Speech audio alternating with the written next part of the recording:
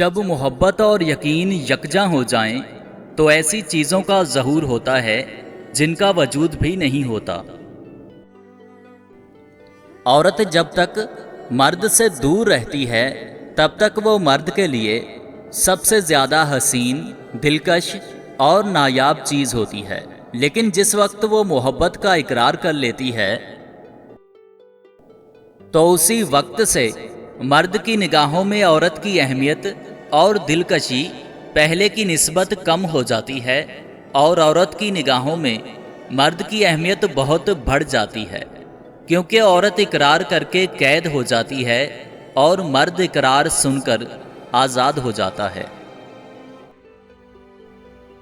اگر زندگی میں کبھی کسی کو اپنے کندھے کا سہارا نہ دے سکیں تو اسے اپنے لفظوں کا سہارا دے دیا کریں۔ ٹوٹے ہوئے، ہارے ہوئے اور کسی کے حق میں بے بس لوگ اکثر لفظوں کے سہارے سنبھل جایا کرتے ہیں۔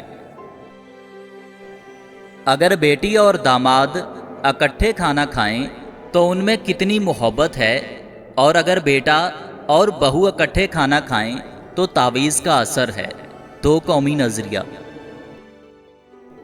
نفرت کرنے سے ہماری خود کی انرجی ضائع ہوتی ہے، بس آپ فرض کر لیا کریں کہ وہ وفات پا چکے ہیں۔ وہ عورت مرد کی جان بن جاتی ہے جس عورت کے جسم کے 3 حصے خوبصورت ہوں: اول زبان، دوم چہرہ، سوم فگر۔ لوگوں کی طرف سے دیے جانے والے سبھی حوصلے تب تک بیکار ہیں جب تک آپ اپنی ذات پہ یقین نہیں رکھتے ہو۔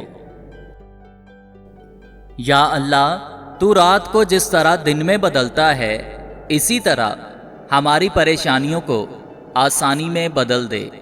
آمین ثم آمین۔